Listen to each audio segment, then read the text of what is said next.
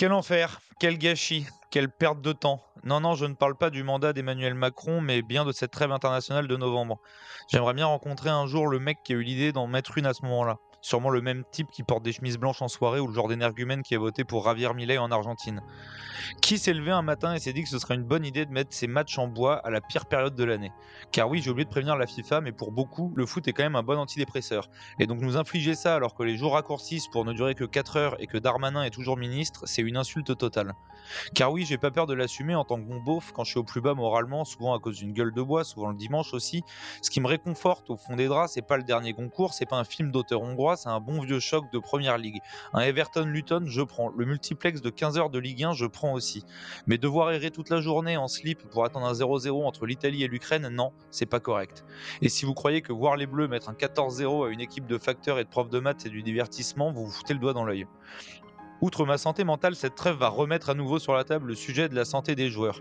Car même s'ils sont payés cher, on n'est pas encore sur des animaux de cirque. Et vu les blessures qui sont tombées en cascade, vous pouvez être certain qu'on va revoir Klopp gueuler en conférence de presse, Aurélien Tchouameni deviser avec Mouloud Achour remplissant des yeux, et Adil Rami sortir une vanne pas drôle sur Prime. Kamavinga, Gavi, Oyarzabal, Vinicius pour ne citer que, si ce n'est que cela va venir affaiblir un peu plus mon équipe MPG en Liga, championnat de mort, il n'y a déjà aucun joueur correct, ça ne va arranger personne. Ni les instances qui vont encore se faire taper dessus, mais bon, là pour l'instant ils boivent du champagne à Stadt, ni les clubs qui vont être amputés de joueurs majeurs et les joueurs eux-mêmes qui vont être freinés dans leur progression pour des matchs sans enjeu. La question devient urgente de repenser notre système, d'alléger l'emploi du temps des joueurs, des équipes, car si on pousse un petit coup de gueule léger là tout de suite, on parle quand même de la santé de mecs qui nous font rêver assez souvent, nous aident à passer novembre. Et si on peut éviter de les casser pour le restant de leur jour pour une histoire de fric et de droit télé, et pas se taper tous les ans des déclarations comme celle de Baptiste Touta qui ne supporte plus la douleur en post-carrière, rappelons-nous qu'ils sont humains. Et même si ça permet à Kiki d'améliorer ses stats personnels, ces matchs n'intéressent personne. La bise, Gianni et mon petit Séphérine.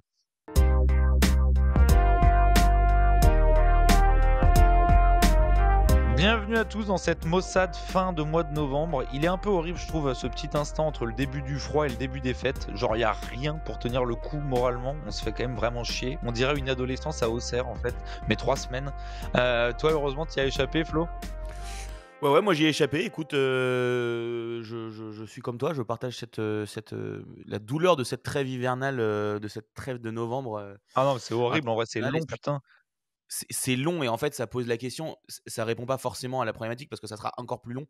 Mais à minima pour les blessures de la refonte du calendrier, je dis pas que ça sera la solution et qui réglera tous les problèmes, mais ça permettra aux sélectionneurs d'avoir plus de temps avec leurs joueurs et aux joueurs de faire moins de déplacements et potentiellement moins de blessures. Ouais, c'est ça, et ce Après, sera un pour bon nous, début. Là, j'ai l'impression qu'on avait déjà eu une trêve il y a 2 semaines et demie, quoi. Donc, tu te demandes pourquoi. exactement. Et puis si tu vois, si cette trêve, si on rajoute, si on rassemble pardon 2-3 trêves en mois de juin, bah, peut-être que ça sera moins douloureux, il fera beau, on aura peut-être 2 trucs à faire que de garder un Frangibarda ridicule. Ouais, c'est ce que je me dis. Avec lui évidemment du coup pour l'accompagner le patron, celui que je n'ai plus le droit de vanner sur son club de cœur car évidemment Rennes leur a offert leur première victoire. D'un autre C'est vrai. côté, une victoire de Rennes vous avez débarrassé de Rudy Garcia, une victoire de Lyon nous enlève Genesio. Finalement, c'est un peu un échange de bons et loyaux services. Depuis la victoire de Rennes, vous avez aussi débarrassé de Bruno Genesio à l'époque avec un Ben magnifique but de Ramiz Bensebaini. Ouais, Ah oui, c'est évidemment. vrai, putain, c'est vrai qu'on Immense. on se vire souvent nos entraîneurs en fait. Et après on les récupère. Exactement. Exactement. Et pour revenir sur ce que vous disiez, les gars, moi je suis assez d'accord avec vous. En plus, j'ai l'impression qu'on arrive toujours dans un creux un peu sportif. Alors là, j'ai l'impression que c'est particulièrement vrai cette année. Ouais. Mais c'est aussi la période où bah, les premiers groupes de Ligue des Champions sont un peu joués. Les championnats, il y a les premières fatigues qui arrivent dans les championnats.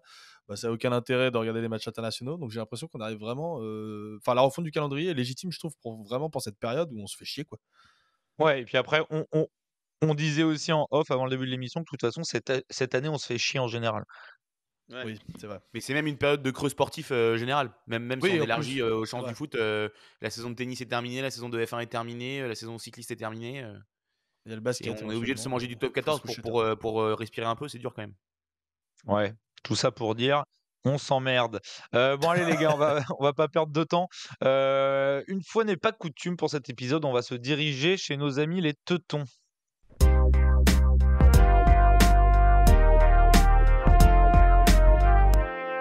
Bienvenue dans cette grosse bourgade de Stuttgart. Alors vous vous doutez bien que c'est pas moi qui ai eu l'idée en pleine déprime automnale de parler d'un club où l'attaquant vedette n'est autre que Serhou Guirassy, ex-joueur rennais qui n'a jamais foutu un pied devant l'autre chez nous.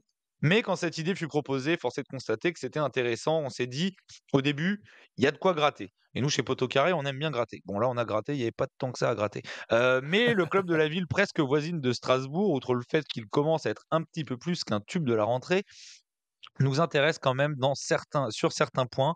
Et avant toute chose, comme vous en avez l'habitude, on va revenir gentiment sur l'histoire de cette ville. Qui veut commencer, les gars? Bah écoute, je propose de commencer sur Stuttgart. Stuttgart, faut bien se rendre compte, on va rentrer dans l'aspect sportif un peu plus tard et l'historique, mais c'est grosso modo la quatrième, cinquième ville allemande. C'est vraiment une de ces 4 grosses villes allemandes et qui est aussi le berceau de l'industrie et particulièrement de l'industrie automobile en Allemagne. C'est là qu'évidemment il y a le siège de Porsche, le siège d'Audi, le siège de Daimler, le siège de Mercedes-Benz. Il y a aussi une entreprise comme Bosch, donc sur une autre industrie, mais qui est très présente dans la ville. Et c'est ce qui fait que cette ville et cette région du Bade-Württemberg a été toujours très prospère économiquement. Et ce qui donne aussi aujourd'hui à la ville un attrait qui n'est pas que industriel, puisqu'il y a vraiment cet argent qui coule dans ce coin de l'Allemagne, dans ce sud-ouest de l'Allemagne, à la frontière entre la France et la Suisse. Et c'est aussi une ville qui est très tournée vers l'art, qui est très tournée vers beaucoup d'autres aspects que le sport. Et c'est aussi ce qui fait qu'il n'y a jamais eu de grand club qui s'est implanté dans cette région-là. Il y a évidemment Karlsruhe qui est pas loin, il y a Offenheim qui s'est bien implanté ces dernières années, notamment avec le Chies de Sap qui est dans cette région du Bade-Württemberg. Mais voilà, c'est aussi pour ça que c'est pas forcément le cœur sportif de l'Allemagne, contrairement à la Bavière. Pour autant, il y a un foyer de population qui est énorme, c'est 11 millions d'habitants, le Bade-Württemberg, dont presque 650 000 rien qu'à Stuttgart et dans sa banlieue. Donc, un endroit très économiquement prospère et géographiquement super bien situé en Europe. Et c'est pour ça qu'on y boit de la bière aussi. Et c'est pour ça qu'on y boit de la bière et du vin. C'est la deuxième plus grande fête de la bière après l'Oktoberfest de Munich, mais c'est aussi la plus grosse fête du vin, des vins assez réputés dans le coin. Bah, ils ont raison, ils sont pas loin de l'Alsace, ils auraient tort de s'en priver. Val, tu Exactement. veux enchaîner? Peut-être plus sur la partie sportive, du coup, historique du club, le club de Stuttgart, le VfB Stuttgart. Alors, il faut savoir qu'à la base, c'était un club de rugby qui a été fondé assez tôt, en 1893, jusqu'en 1909, où le club devient un club de foot, parce que, alors, ça m'a fait bien marrer, moi, parce que les supporters ne comprenaient rien aux règles. Donc, déjà à l'époque, il y avait des gens qui comprenaient rien au rugby, et vraiment, voilà, ils comprenaient rien à ce sport tout pété qu'est le rugby, où on comprend absolument rien. Bref, en 1933, ils emménagent pour la première fois au stade Neckar, qui est aujourd'hui le stade, qui est encore aujourd'hui le stade du club. Et puis, bon, il faut savoir que la Bundesliga va se professionnaliser et le championnat allemand va se professionnaliser vraiment qu'à partir de 1963 et devenir un club national, enfin un championnat national, pardon.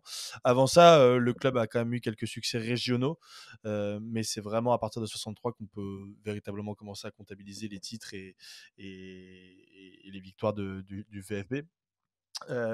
Et justement, Alors, vas-y.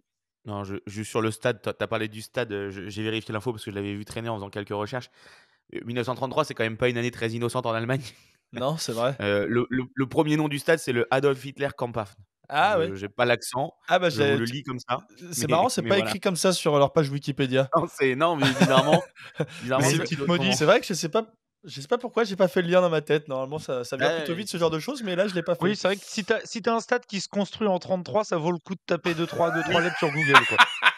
a priori, le ruban, il a peut-être été coupé au ciseau par un mec pas super bien respectable, quoi.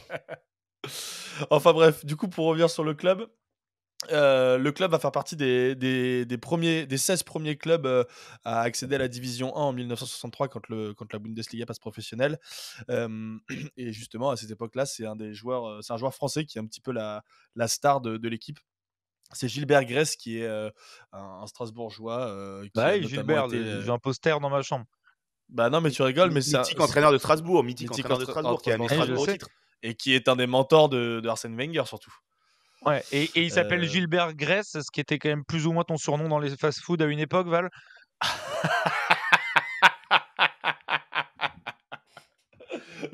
Pourquoi à une époque, pourquoi plus aujourd'hui? Ouais, parce que je Ça sais me que tu t'es scandalise repris en main, mon salaud. Enfin bref, du coup, pour revenir à la culture du club, c'est quand même un club qui est très axé sur la culture locale et c'est un peu ça qui va lui faire qui va lui faire manquer le tournant du professionnalisme, notamment dans les années 70 où tu as les premiers contrats de sponsoring qui arrivent au club, enfin qui arrivent dans les clubs de Bundesliga et c'est pour ça que le club va se retrouver pas mal en difficulté au milieu des années 70. Ouais, c'est vrai que c'est très intéressant cette difficulté parce que juste avant l'arrivée du professionnalisme et de la refonte du championnat qui était avant basé beaucoup plus, tu le disais Val, sur des championnats régionaux et de Länder. euh, Stuttgart était un club dominant. Stuttgart a été 2 fois champion en 50 et 52 et gagne 2 coupes d'Allemagne aussi à cette période-là dans les années 50. Donc c'est à ce moment-là un des plus gros clubs allemands qui fournit pas mal d'internationaux aussi à l'équipe d'Allemagne de l'Ouest qui va notamment aller chercher une Coupe du Monde. Et effectivement, le professionnalisme, ils prennent moins le pli. Mm. Et du coup, au milieu des années 70, je reviens là où j'en étais, il y a un nouveau président qui va arriver qui s'appelle Gerhard Meyer-Warfelder, qui va rester pendant quasiment 25 ans et qui va restructurer le club, notamment en s'appuyant justement sur ce localisme, en s'appuyant énormément sur le centre de formation. Alors, il y a un court passage en deuxième division à ce moment-là, mais ils vont remonter assez rapidement et ils vont même remporter leur premier titre au début des années 80, puisqu'ils vont remporter donc leur premier championnat professionnel, du coup, pas, enfin, puisqu'avant avant la Bundesliga, c'était pas professionnel, en 1983. Et puis ensuite, il y a un nouveau titre en 1991 avec des belles épopées européennes, notamment dans les années 80. Il y a une Coupe de l'UEFA, si je dis pas de bêtises. Une finale de Coupe de l'UEFA, si je dis pas de bêtises. Il y a une finale de Coupe de l'UEFA en 1989 qui se joue en aller-retour. Ils perdent 2-1 à l'aller, ils font 3-3 au retour face au Napoli de Maradona. Voilà, c'est ça exactement. Ouais, donc on est loin d'être sur Et un club anodin dans le paysage footballistique allemand. C'est juste nous, pour notre génération là, Stuttgart, c'est quand même pas grand-chose dans les années 2000. Non, non, effectivement, dans les années 2000, il y a cette époque 80-90 où ça tourne bien, mais les années 2000, il y a un plus gros creux. Je crois ils font une finale où ils sont vice-champions en 2003, il me semble. Mais ils ont surtout ce titre de 2007 qui vient un peu de n'importe où. On est sur la période un peu le creux du Bayern. Il y a Schalke qui est très haut. Et Schalke finit à 2 points de Stuttgart en fin de saison, donc 2006-2007. Et Stuttgart est champion. C'est son 3e titre et dernier à ce jour de champion d'Allemagne. si je dis pas de Et c'est bêtises, avec c'est une même génération. si je dis pas de bêtises, le Borussia finit même à égalité et le Stuttgart est champion avec à la différence de but. Ah, faudrait revérifier. Il me semblait, quand j'avais regardé, il me semblait qu'ils avaient fini à 2 points que Schalke avait fini deuxième à 2 points. Mais peut-être. Et en tout cas, ce titre 2007, il s'appuie notamment. Enfin, c'est vraiment un titre qui vient de. C'est une énorme surprise et peut-être que je suis pas sûr que ça fasse écho à ce qui va se passer cette saison, mais forcément, ça met l'idée dans la tête des gens et des supporters. Mais c'est notamment avec une génération qui est amenée par des joueurs assez emblématiques du club, des formés au club comme Sami Khedira qui était dans sa première saison pro où il a vraiment percé, Mario Gomez qui était aussi encore assez jeune et formé au club. À côté de ça, il y avait un joueur comme Kakao. Je ne sais pas si vous vous souvenez de Ouais, la je m'en Il est souviens bien. candidature encore qui avait aujourd'hui été au club. naturalisée. Il est encore aujourd'hui au club. Exactement, qui Il est est dans toujours dans la l'équipe. direction. Et Marcus Babel, qui était le défenseur, je crois, qui était dans sa dernière saison, qui a aussi joué au Bayern, il me semble, et qui était allé chercher ce titre. Donc 2007, c'est vraiment l'îlot un petit peu au milieu de ces années 2000. Mm. Mais il y a toujours eu des joueurs assez importants qui sont passés par le club, hein. Dans les années 90, on les a pas trop cités, mais il y a eu Giovanni Elbert, Joachim Löw a commencé sa carrière d'entraîneur aussi là-bas au club. Il Jürgen y avait Klinsmann qui a été, Jürgen qui a été Klinsmann, assez, évidemment. qui a été assez important. Mais ce qui est marrant, c'est que même quand on prend 84, quand ils sont champions, la génération est emmenée par les frères Schuster, Karl-Heinz qui avait joué à Marseille et surtout Bernd. La génération qui est champion en 92, c'est Fritz Walter, mais c'est surtout Matthias Sammer, qui est la star de cet effectif. Et ensuite, un peu à la fin des années 90, quand ils font une deuxième finale sur la scène européenne, pardon, en Coupe des vainqueurs de Coupe, qui perdent contre Chelsea, il y a un trio Balakov, Elbert qui avait joué à Lyon et surtout au Bayern après, et Bobic qui avait pas mal emmené. Donc il y a eu toujours des générations quand même assez importantes et qui sont restées dans les mémoires du club. Ouais, et puis de toute façon, c'est le bassin de population qui explique un petit peu ça, mais c'est aussi le système de formation. On va y revenir tout à l'heure un peu plus précisément. Avant de parler du coup de un petit peu qui dirige le club aujourd'hui, comment tourne le club, et cetera. Val, tu voulais nous parler dans une petite chronique Wikipoto du gang des Swabs. Qu'est-ce que le Ouais. gang des Swabs pour ceux qui ne sont pas au courant? Ouais, le clan des Swabs, précisément. En effet, ouais, bah, je me suis interrogé, dans un premier temps sur ce que représentait du coup Stuttgart dans le football allemand. Alors on en a un petit peu parlé, mais c'est quand même un des clubs les plus importants du pays en termes de palmarès, avec 5 titres de champion d'Allemagne, mais aussi, structurellement un stade de plus de 60 000 places et aussi près de 72 000 socios affiliés au club qui font, aujourd'hui du club le 8e à ce classement. Et dans l'imaginaire collectif aussi, il y a évidemment ce titre de 2007 dont on parlait qui a été acquis à la dernière journée. Pour moi, c'était face au Borussia, mais donc c'est à confirmer. Et aussi beaucoup de joueurs qui sont passés, Klinsmann, Lahm, Mario Gomez. Mais il y a un truc qu'il est impossible d'évoquer, impossible de ne pas évoquer quand on parle du VfB Stuttgart, c'est l'héritage qu'il laisse actuellement dans le football allemand d'un point de vue du jeu. Pour comprendre là où je veux en venir, il suffit de remonter au milieu des années 80 dans le village de Backnang, dans la banlieue nord-est de Stuttgart. Il y a une rencontre qui va révolutionner l'histoire du football allemand. À ce moment-là, végète en 6e division allemande le petit club du VfL Kirchheim, dirigé par un certain Helmut Gross. À cette époque, un jeune passionné de jeu de 28 ans nommé Ralf Rangnick vient observer un match amical plutôt surprenant entre justement cette équipe de 6e division et le Dynamo Kiev de Valéry Lobanovski, vainqueur de la Coupe de l'UEFA un an plus tôt en 1986. Ralf Rangnick va alors être subjugué par le spectacle proposé par ces deux équipes, des joueurs qui défendent en zone, un pressing collectif, le tout sous l'impulsion de leur entraîneur respectif. Score final, un partout. Un exploit pour Gross, un électrochoc pour Rangnick. Et c'est alors que ces deux-là vont se nouer d'amitié. Helmut Gross va prendre Rangnick sous son aile.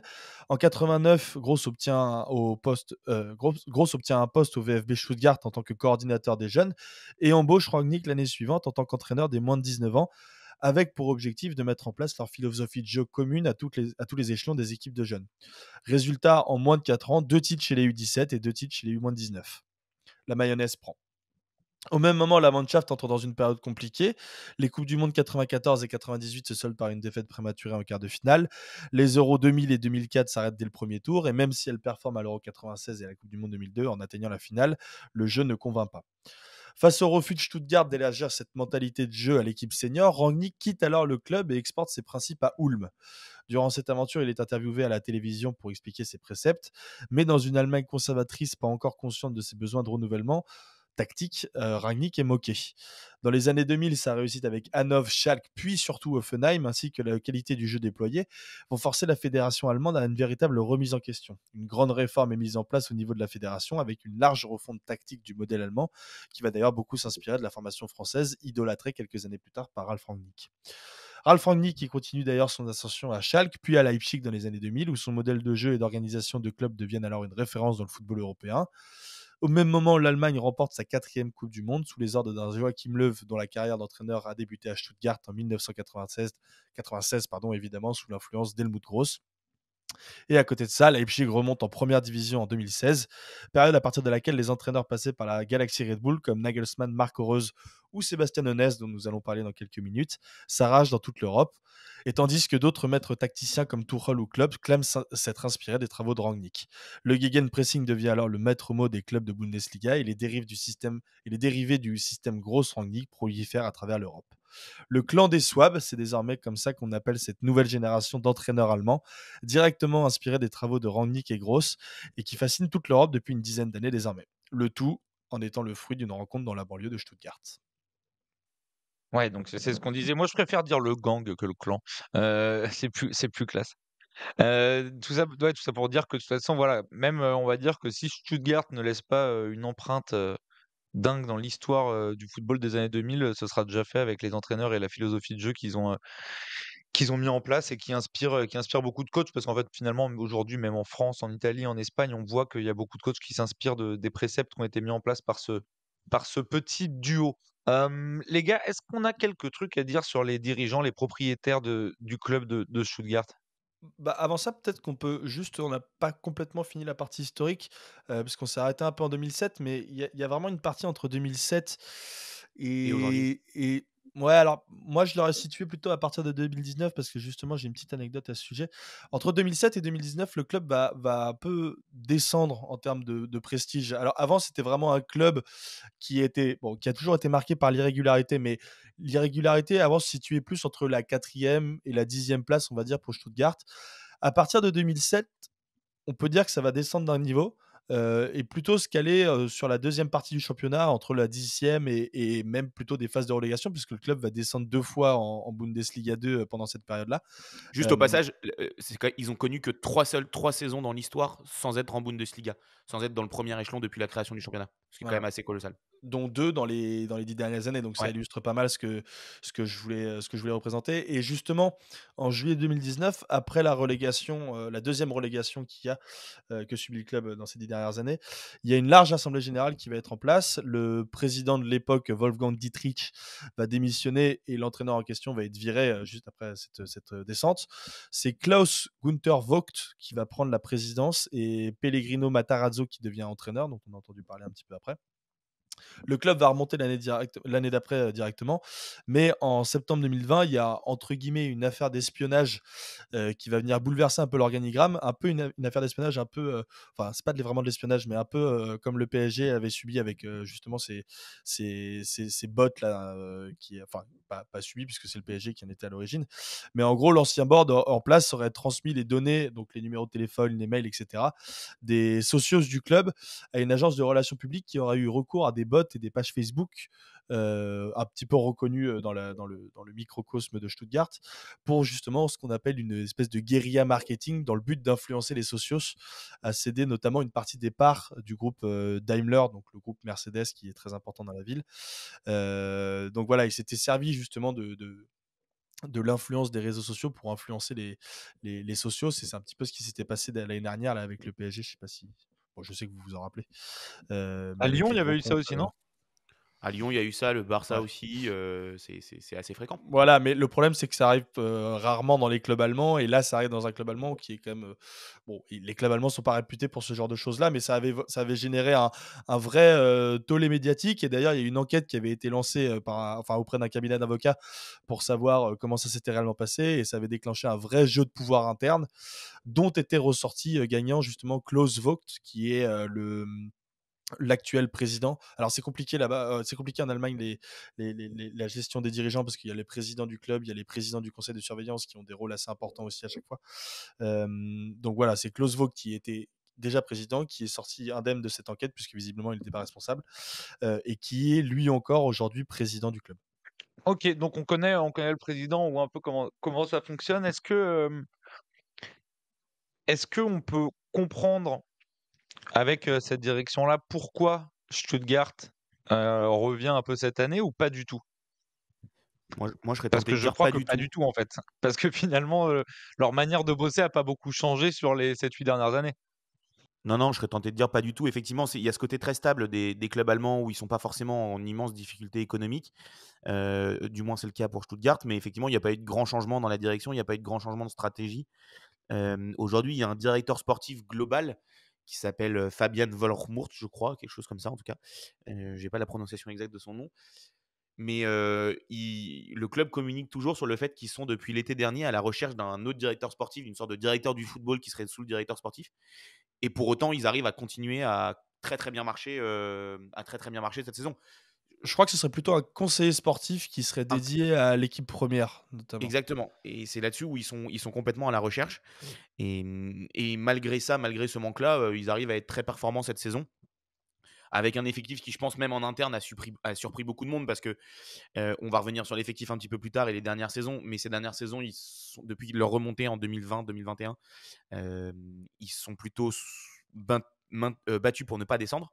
Même s'il y a une saison sous Matarazzo terminé 9e. Mais la saison dernière, ils ont vendu presque leurs 3 meilleurs joueurs. Ils ont vendu Sosa pour l'Ajax, qui a été vendu, je crois, pour 8 millions. Ils ont vendu Endo, surtout, qui était le patron du milieu de terrain et le capitaine pour Liverpool pour 20 millions. Et ils ont vendu Mavropanos à West Ham pour 15 millions. Donc, et il n'y a pas eu d'achat majeur cette saison. Donc, c'est vraiment pas forcément C'est une un peu nouvelle un politique. alignement des planètes, quoi. C'est un alignement des planètes avec un effectif qui est on pourrait presque penser qu'il serait moins qualitatif que la saison dernière. Pas de bouleversement, mais par contre, ouais, un alignement des planètes. Moi, pour revenir sur l'équipe dirigeante, il y a quand même une certaine politique d'assainissement, j'ai l'impression, qui a été mis en place au club. Comme je l'expliquais avant, il y avait quand même tous ces petits déboires qu'il y avait eu, bah, quand on en vient à utiliser des pages Facebook pour essayer de convaincre les socios et le conseil d'administration, c'est que quand même, il y a des trucs qui fonctionnent pas très bien dans un club.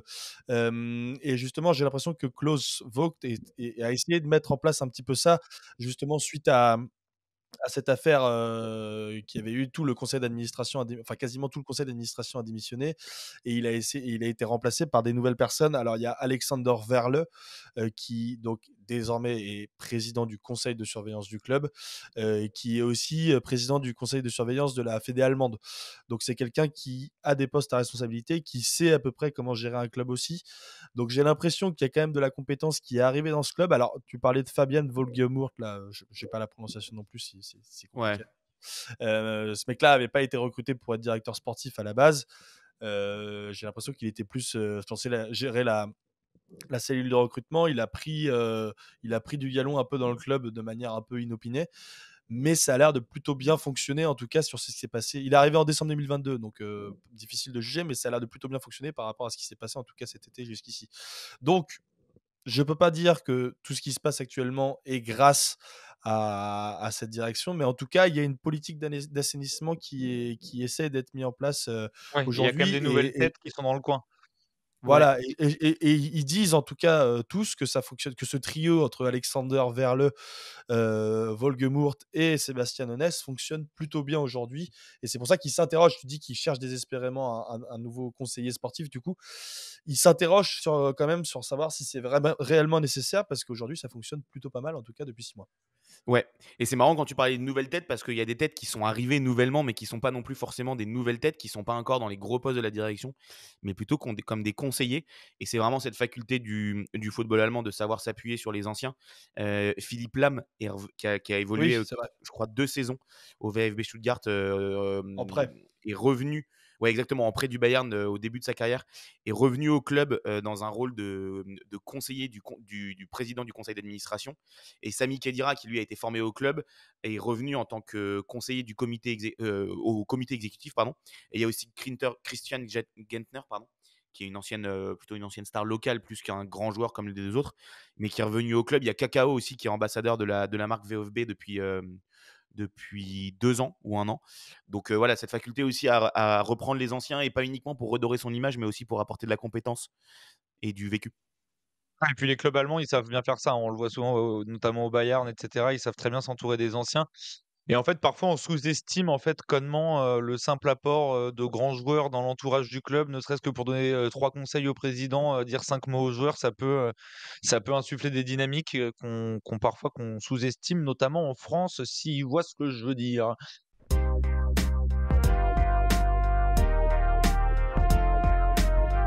Samedi 19 mai 2007, 63e minute de jeu, le VfB Stuttgart prend l'avantage de buts à 1 face à Cottbus avant de s'imposer au terme d'une dernière journée folle qui aura vu Schalke 04 être virtuellement champion pendant 20 minutes pour finalement échouer à 2 points des Roten. Un cinquième titre de champion d'Allemagne, le premier depuis 92, acquis à la 63e minute donc, grâce au coup de tête d'un gamin du club, inconnu en début de saison, Sami Khedira, tout juste 19 ans. Un sacre qui porte surtout le sceau de la jeunesse, avec un effectif à la moyenne d'âge d'à peine 25 ans, le plus jeune du championnat 2006-2007, et un record puisqu'il faut remonter au Borussia Mönchengladbach de 1974 pour trouver pareil exploit. Cette saison-là, dans l'ombre de Marcus Babel ou de la légende brésilienne naturalisée allemande Kakao, le VfB impose ses jeunes, formés au club. Outre Sami Khedira, une autre future star de la Nationalmannschaft crève l'écran. Mario Gomez, auteur de 14 réalisations en Bundesliga sur l'exercice. Et à leur côté, une tripotée de nombreux internationaux ou futurs internationaux. Le gardien Timo Hildebrand, les défenseurs Andreas Beck, Serdar Taci, ou encore les milieux Tobias Weiss et Christian Gartner. Leur point commun, tous ont donc été formés au club, 8 au total sur cette cuvée. À peine 2 ans plus tard, au printemps 2009, une autre équipe de Stuttgart attire tous les regards, non loin de Nantes, à l'occasion du très renommé tournoi mondial de Saint-Pierre. Mais cette fois-ci, les protagonistes n'ont que 13 et 14 ans. Il s'agit de Serge Gnabry et Timo Werner ainsi que de Joshua Kimmich. Werner, pourtant surclassé, ne cesse d'enfiler les buts alors que Gnabry martyrise les défenseurs et Kimmich n'étale sa classe dans l'entrejeu. Après avoir écrasé le tournoi, le VfB s'incline finalement à la surprise des générales en finale face au Slavia. Mais 14 ans plus tard, les 3 hommes sont bien des piliers de la sélection allemande et chacun a soulevé la Ligue des Champions. 2007 et 2009, 2 années marquantes mais bien différentes. Si le titre de champion des A en 2007 repose donc sur un effectif largement composé de joueurs formés au club, la classe biberon de 2009, les U13, n'auront pas marqué l'histoire de l'équipe Fagnon, alors que seul Timo Werner n'aura porté les couleurs Rotten chez les pros. Gnabry filant à Arsenal et Kimmich au RB Leipzig, comme l'ont également fait Kehrer, Leno ou Bachstuber. Un triste constat qui ne doit pas cacher la réalité de la formation Rotten reconnue comme l'une des meilleures d'Allemagne et d'Europe. Il suffit en effet de regarder les noms de leurs illustres prédécesseurs, eux aussi formés au VfB, pour comprendre. Les champions d'Europe 1980, Karl-Heinz Foster et Hansi Müller. Sami Khedira, Mario Gomez, futurs internationaux allemands Kevin Kurani, Andreas Hinkel, Sebastian Rudi, Antonio Rüdiger ou encore Sven Ulreich. Une réussite qui doit, comme c'est le cas pour les 3 stars actuelles, beaucoup aux Landes du Bade-Württemberg, donc, dont sont originaires la majeure partie d'entre eux. Un poumon économique, berceau historique de l'industrie automobile allemande, de Porsche à Mercedes-Benz en passant par Audi, comme on l'expliquait, mais surtout parfaitement situé au sud-ouest du pays, au carrefour des frontières françaises et suisses, mais non loin de la Bavière ou de Francfort, autre pôle économique majeur du pays. Surtout, le Bade-Württemberg est un bassin de population de près de 11 millions d'habitants, dont plus de 650 000 rien qu'à Stuttgart, ce qui fournit un véritable vivier pour le club ainsi que ses voisins régionaux Karlsruhe, Offenheim ou Fribourg. Un véritable atout, surtout pour le club, qui n'a cessé de miser sur son centre de formation, mettant en avant un style de jeu moderne, offensif et agressif propre à la mentalité soiveux, sans schéma prédéfini, mais que suivent pour autant le staff de l'équipe pro de très près, au travers de réunions hebdomadaires avec les éducateurs de l'académie. Une académie justement qui mise aussi fortement sur l'individualisation de l'entraînement qui représente plus de 50% des sessions dès les catégories de jeunes, et lors desquelles ces derniers sont directement impliqués dans le processus de décision et de planification, ainsi que de la confection de leurs propres entraînements. Et ce, même lors des périodes sportives les plus compliquées, comme ce fut le cas en Bundesliga 2. Les jeunes servant alors de moteur sportif au club autant que de valeur financière, comme en attestent les ventes récentes. Jeunes et sauvages, c'est le slogan de l'académie du VfB, comme pour résister aussi face à la féroce concurrence étrangère et nationale, comme celle du Bayern, de Schalke, de Dortmund ou de Leipzig. Mais surtout un centre de formation qui promet aux jeunes de passer plus facilement de l'académie à l'équipa et ainsi d'entrer dans le monde pro, comme en attestent les classements du CIES qui placent souvent le VfB dans le top 10 des meilleurs clubs formateurs d'Europe.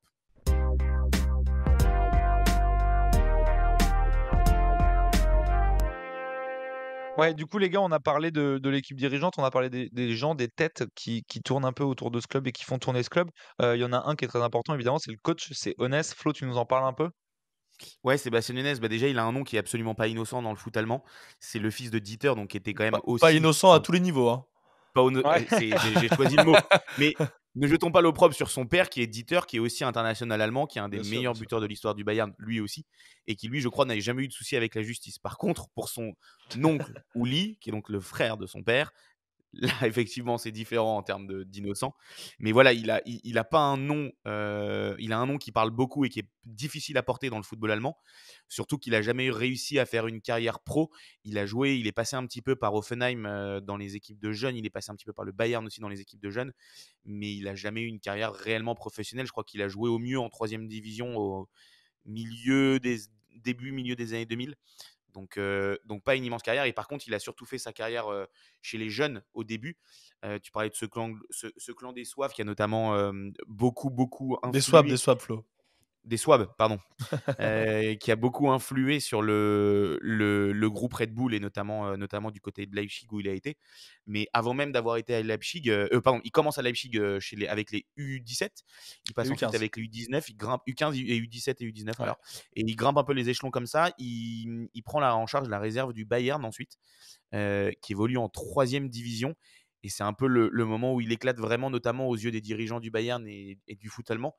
Parce qu'il va faire un truc qui n'a jamais été fait, c'est qu'avec la réserve du Bayern, qui est essentiellement en plus composée de U19, notamment Jamal Musiala, il va obtenir le titre, il va être champion de 3e division, et c'est la première fois qu'une réserve est championne de 3e division dans l'histoire du foot allemand. Évidemment, la Ligue, la DFK bloque l'accession en 2e division parce que c'est le règlement à l'équipe, mais c'est vraiment ce moment où ça va être marquant pour lui, où des clubs vont vraiment commencer à s'intéresser à lui. Et puis c'est quand on voit son parcours, on sait que c'est quelqu'un qui enfin, on constate que c'est quelqu'un qui a pu s'inspirer quand même de beaucoup d'inspirations différentes. C'est pas très je suis désolé, c'est pas très, beau comme phrase, mais quand on passe par Leipzig, club entièrement construit par Ralf Rangnick justement, par le clan des Swabs, puis ensuite par le Bayern Munich, juste après le passage de Guardiola, on apprend des choses et justement lui, c'est ce qu'il disait, c'est qu'il s'est beaucoup inspiré de ces différentes écoles de football et notamment de Guardiola, parce que lui, à la base, il est quand même très proche des préceptes de Guardiola, notamment sur les jeux de possession. Et voilà. Et après, on peut parler un peu peut-être de la suite de son parcours, qui va être plutôt un échec, parce après cette fameuse saison avec la D3 du Bayern, il va prendre Hoffenheim pendant 2 ans, qui va pas forcément correspondre à son projet. Alors c'est quelqu'un qui est assez calme. Lui, il va faire face à beaucoup de blessures pendant ces 2 années à Hoffenheim, sans jamais trop se plaindre. Et ça va un peu lui retomber dessus, en mode, peut-être un peu manque de caractère, justement, de se retrouver dans le ventre mou comme ça, alors que Hoffenheim est quand même une équipe qui peut se permettre d'avoir des ambitions par rapport aux moyens technologiques qu'ils ont dans ce club. On avait fait une émission vers laquelle je vous renvoie d'ailleurs. Mais voilà, c'est quelque chose qui va pas très bien fonctionner, en tout cas pour lui à Hoffenheim. Et il va être limogé du club à la fin de l'année 2022 et il va rester pendant quasiment un an sans club, où ce qui va aussi permettre pour lui de se ressourcer, avant d'arriver à Stuttgart, qui n'était pas le choix le plus simple, en tout cas au moment où il prend le club, puisque le club était dernier du championnat avec 5 points de retard sur le premier non relégable et que c'était déjà le troisième coach de la saison. Donc voilà, il a fait ce C'est choix qui marrant était un parce petit qu'on peu osé. on on se rend compte que finalement du coach aux joueurs, parce qu'on va pas tarder à venir à l'effectif, en fait, c'est une équipe de rebut et en fait, ils y arrivent tous ensemble alors qu'ils ont jamais Ouais. forcément tous performé dans leur coin avant, quoi. On va parler justement de l'effectif. C'est ce qu'on disait, on disait de l'entraîneur aux joueurs. Il y a pas mal de noms, vous allez voir, qu'on a vu, qu'on a croisé, d'anciens prospects, de joueurs qui sont passés par notre bonne vieille Ligue 1 et au final, le tout foutu ensemble, et bah, ça finit par marcher. Les gars, qui veut commencer pour l'effectif? Et ben, moi, je suis chaud pour parler d'un joueur, en tout cas, pour commencer. C'est un joueur qu'on a entreaperçu très rapidement en France, c'est Enzo Mio, formé notamment à Monaco et qui a joué, je pense même pas 5 matchs en pro avec Monaco, qui est parti C'est à un prospect 19-20. dans FIFA depuis à peu près 6-7 ans pour ceux qui jouent à FIFA en mode carrière. Exactement, qui a 21-22 ans, donc il y a encore un bel avenir pour lui. Comme son destin était un petit peu barré à Monaco, il a fait le choix judicieux, comme de nombreux jeunes français, de partir en Allemagne. Et il a vraiment explosé. Et la saison dernière, Sébastien Hoeneß et Stuttgart se maintient en barrage contre Hambourg. Et il gagne 3-1 le barrage contre Hambourg avec notamment un doublé d'Enzo Mio, qui avait été absolument monstrueux en tant que milieu de terrain central. Donc non, c'est vraiment c'est un des joueurs majeurs de cet effectif. Est-ce que tu veux qu'on continue ligne par ligne, Jules? Ouais, plutôt ligne par ligne. Qu'on Eh ben, reprenne un peu, allons-y, hein. parce que moi, ça m'intéresse qu'on parle un peu du gardien. Par exemple, ouais, parce que tu avais envie de lui tomber dessus peut-être en début de saison, et puis finalement il revient à Ouais. un niveau. C'est donc je vais crever l'abcès. Le gardien qui est donc Alexander Nubel, qui est l'ancien gardien de Monaco, qui avait été un flop monumental présenté comme le nouveau Neuer, etc. Qui a donc signé cet été à Stuttgart.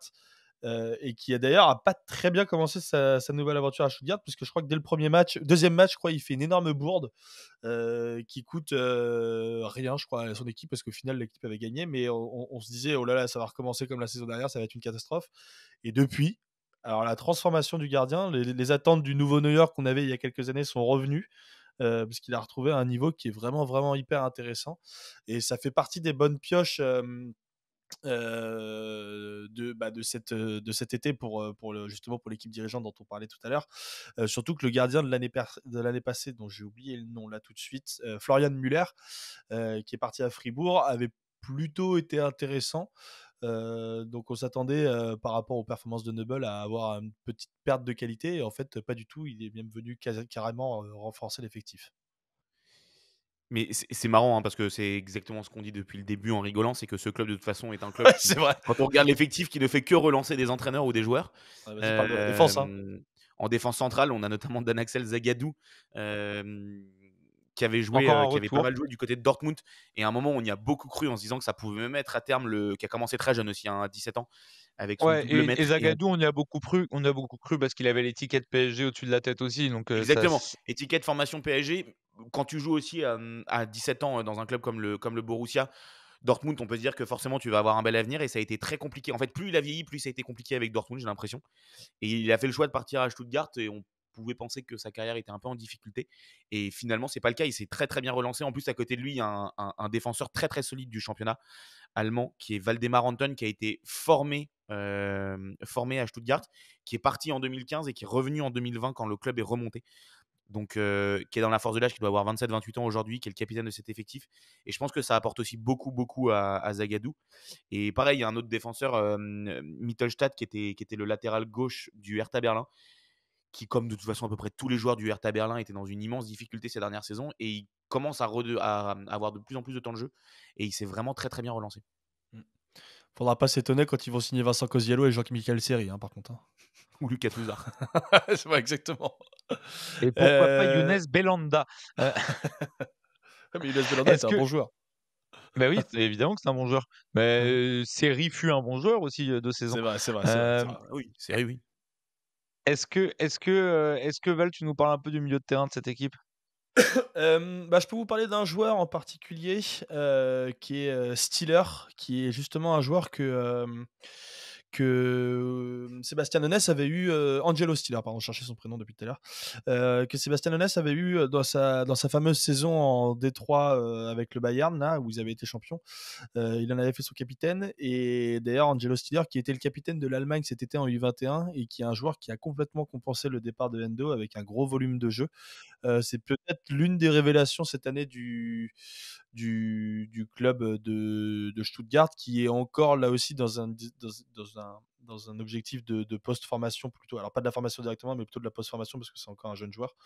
Mais voilà, un petit joueur à suivre clairement. Et un petit peu plus haut, sur l'aile gauche, il y a un joueur qui s'appelle Chris Führich, alors je ne sais pas si je le prononce bien, je crois que c'est comme ça que ça se dit, qui est présenté un peu comme une sorte de Jack Grealish allemand, qui était déjà dans l'effectif l'an passé, qui avait quelques difficultés, notamment au niveau de la finition. Il avait des statistiques qui n'étaient pas forcément en adéquation avec ce qu'il produisait sur le terrain. Et cette année, il est en train d'exploser. Encore un joueur dont on n'attendait pas forcément un rendement aussi efficace. Il est à 3 buts et 5 passes D, je crois, depuis le début de la saison. Et il a été sélectionné pour la première fois avec la Nationalmannschaft dernièrement. Donc, malheureusement pour lui, il était dans la liste là et il était malade, donc il n'a pas pu jouer. Il a quitté le rassemblement. Exactement. Et je vais laisser Flo parler du grand Serhou. Avant Serhou, il y a quand même un joueur assez important, c'est Silas qu'on a pu voir au PFC notamment les dernières saisons. Tu veux pas dire son nom de famille? Alors, Silas Katomba Mvupa.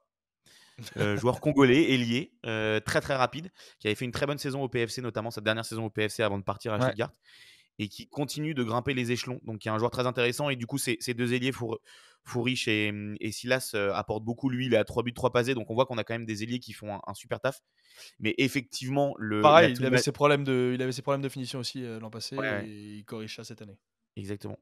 Mais effectivement, l'atout majeur de cet effectif depuis le début de saison, c'est Serhou Guirassy. De toute façon, c'est simple, il y a eu 3 défaites depuis le début de saison. Serhou Guirassy a manqué 2 matchs, 2 défaites, dont une contre Eudenheim. Donc on voit qu'ils n'ont pas forcément... il y a vraiment une sorte de Guirassy dépendance, il faut vraiment le dire. Je crois qu'il a mis... Je pensais pas entendre dire ça un jour dans notre 2 podcast. doublés, un triplé. Alors, je te trouve très dur, Jules, parce que sache que j'ai découvert cette stat magnifique.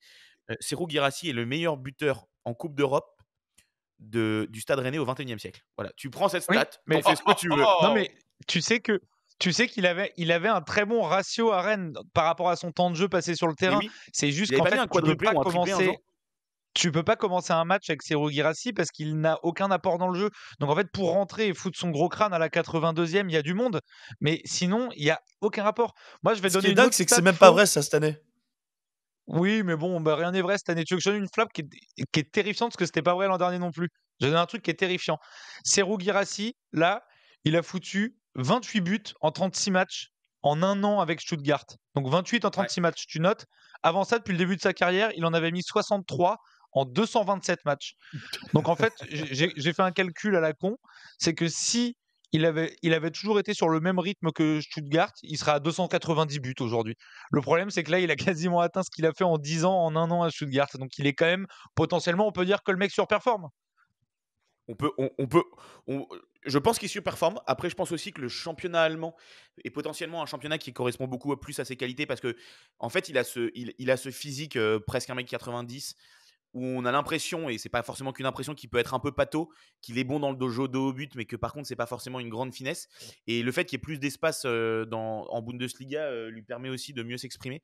Mais Oui, bah, on effectivement, parle. il est complètement on fire. Je crois il a dû mettre 3 doublés et un triplé, ou Non, 2 je crois que doublés et c'est un triplé. deux triplés, deux triplés, deux doublés, je crois. Ouais, voilà, enfin, c'est juste, il est donc à 17 buts toutes compétitions confondues, 15 en championnat, en 9 matchs, puisqu'il en a donc manqué 2. Il est à 2 buts de Kane, mais du coup, il a un meilleur ratio que Kane sur le Ah non, championnat. mais c'est des gros Euh, stats. Je rappelle juste à tout le monde que c'est un championnat qui a vu Anthony Modeste finir à 25 buts, Hudson Edouard être une énorme star, Jean-Philippe Mateta être recruté 30 millions pour les mêmes raisons, Kolo Muani Alassane 100 millions Plea. au PSG Alassane pour. Plea surperformé, Rami Ben Sebaini être un des meilleurs latéraux du championnat. Moi, je vois que des Je, joueurs je, surperformer en Allemagne et pas réussir ailleurs qu'en Allemagne. Donc tant mieux pour lui je, s'il réussit je, là-bas, hein, je tu me diras. conçois. Mais en tout cas, le fait est que s'il fait sa carrière en Bundesliga, surtout que pour lui, c'est aussi un mine de rien. Il y avait eu l'échec au Stade Rennais. Finalement, c'est très belle saison. Enfin, c'est très belle saison. Là où il s'était révélé, c'était à Amiens, mais sinon, et à Laval quand il a commencé en Ligue 2, mais il n'y a jamais eu plus que ça. Mais il y a aussi une revanche personnelle entre son échec à Rennes, mais aussi son échec qu'il avait connu en Bundesliga quand il était plus jeune. Parce qu'il avait fait 2-3 saisons à Cologne où il avait été beaucoup blessé, il avait très peu joué, très peu marqué. En plus, Cologne était descendu en Bundesliga 2. Donc, je pense qu'il y a aussi un côté revanche personnel sur ces 3 années 2016 à 2019 passées en Allemagne qui n'avaient pas été forcément Après, un moi, juste succès. pour Donc, préciser, je te redonne la parole, Val. Moi, je ne le considère pas comme un énorme flop au Stade Rennais. C'était juste un joueur moyen qui dépannait, etc. Mais au moment où on a commencé à prendre de l'envergure, il avait plus sa place. Mais je ne le considère pas comme un gros échec. Non, mais ce qui est fou cette année, c'est bon, comme le disait Flo, avec les espaces, etc., c'est la qualité de ses buts, hein. Je sais pas si vous ah avez vu oui, les 15 buts qu'il marque. Ça vient de partout. Tu as de la tête, tu as des frappes du gauche, tu as des frappes de l'extérieur de la surface, tu as des petits est-ce piqués, qu'on tu as peut des parler de lobes. son triplé à Mayence Non, avec mais ce super-héros tête lobée sur le gardien ensuite? mais c'est le triplé parfait en plus, pied gauche, pied droit de la tête, etc. Et pour compléter ce que tu disais, Jules, sur les statistiques, l'année dernière, il performait pas par rapport à ses XG, il était même un peu en sous-performance. Cette année, il est à 9 XG pour 15 buts marqués, donc il est clairement en surperformance.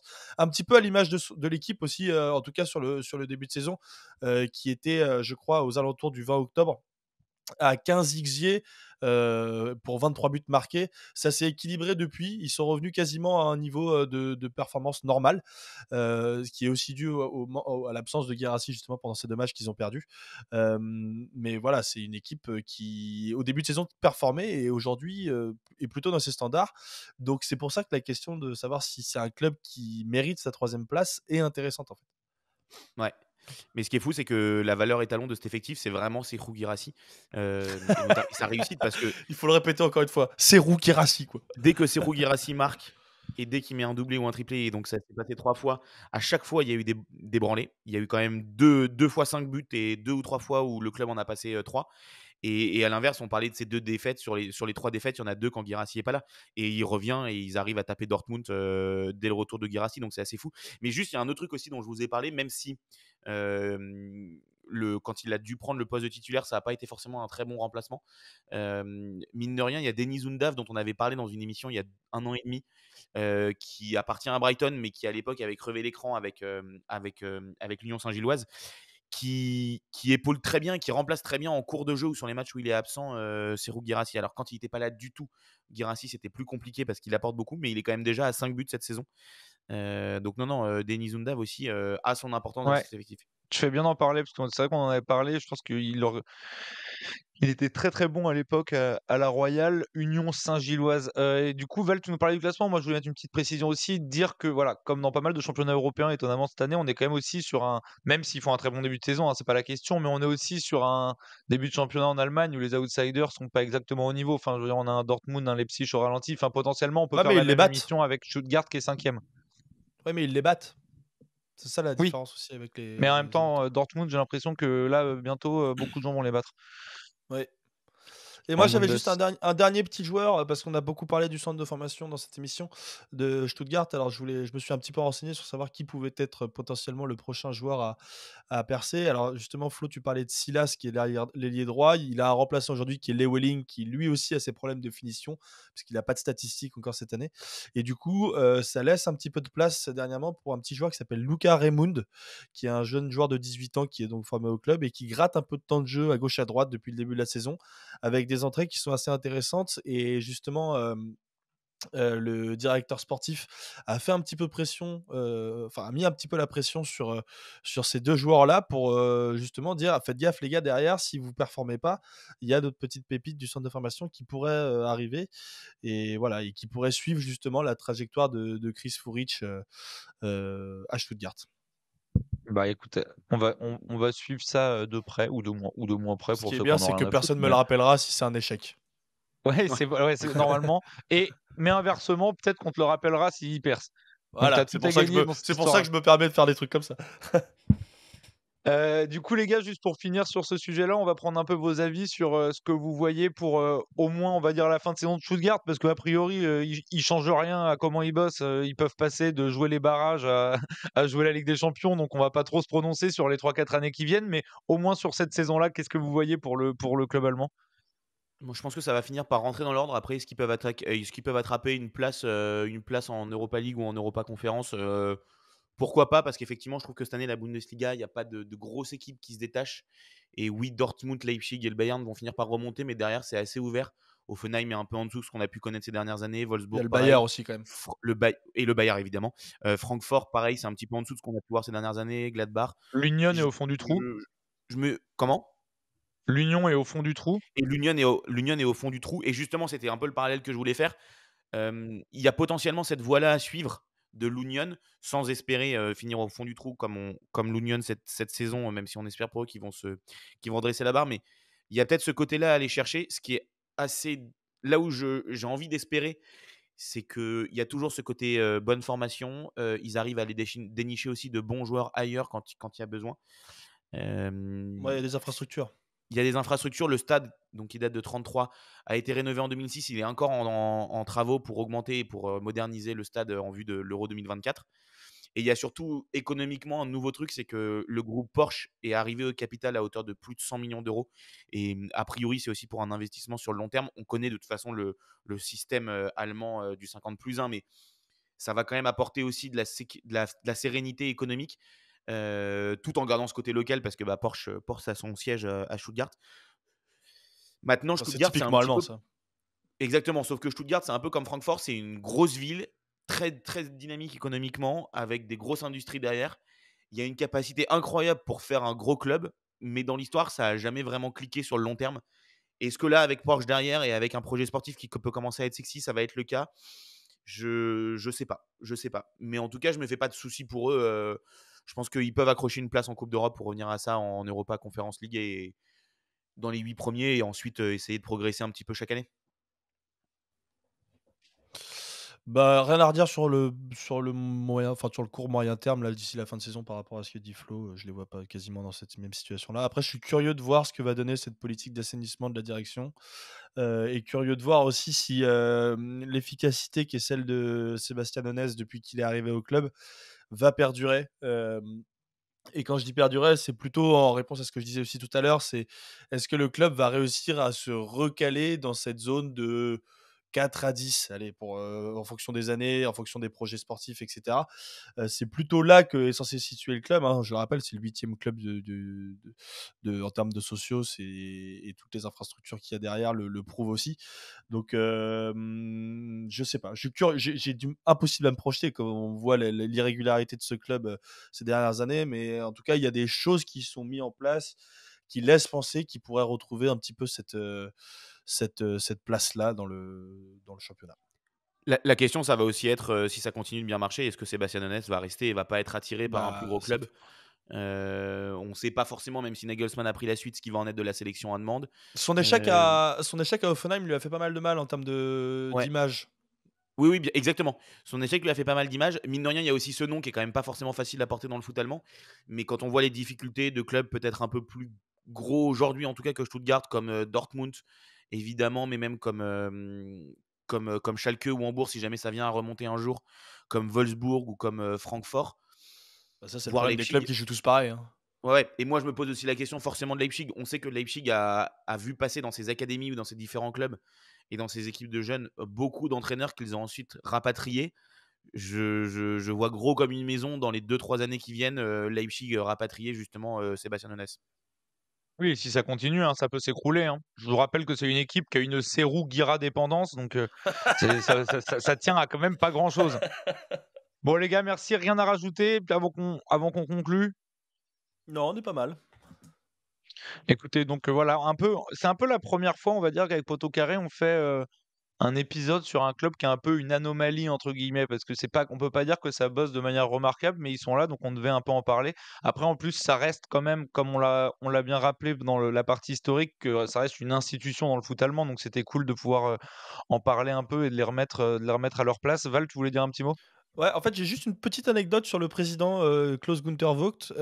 Il milite beaucoup, notamment pour un projet qui s'appelle le FC Playfair. Alors, c'est une traduction de l'allemand, donc je sais pas si c'est comme ça que ça se dit, mais qui est une association en fait qui a pour objectif de faire reconnaître la culture des supporters de football au niveau de l'UNESCO comme un bien culturel digne de protection. Voilà, j'ai trouvé ça cool, nous qui nous intéressons pas mal, notamment à travers Sous le capot, à cette culture du supporterisme, de le mentionner parce que je trouve que le projet est cool. Non, mais il n'y a pas à dire, belle les Allemands ont petite compris anecdote. du vivre ensemble. Bah, Ça aura peut-être un sujet de Sous le capot ou même de carton vert, remarque un peu. Hein. exactement. Pour en discuter un petit peu. Ok, bon bah écoutez les gars, merci beaucoup à vous deux, merci à tous de continuer à nous suivre, on se lâche pas jusqu'à la fin de l'année, on va sûrement refaire un épisode au moins une fois sur les défenses pourries de Bundesliga, mais en tout cas dans 15 jours on revient dans notre bonne vieille Ligue 1. Putain c'est horrible, il y a de moins en moins d'équipes ou de championnats qui m'enthousiasment pour en parler, parce que comme on le disait c'était bien triste cette année, mais bon on perd pas espoir, après la trêve tout peut repartir et on va avoir des fins de championnat assez folles. Allez, bonne journée à tous et tenez le coup dans ce mois de novembre dégueulasse.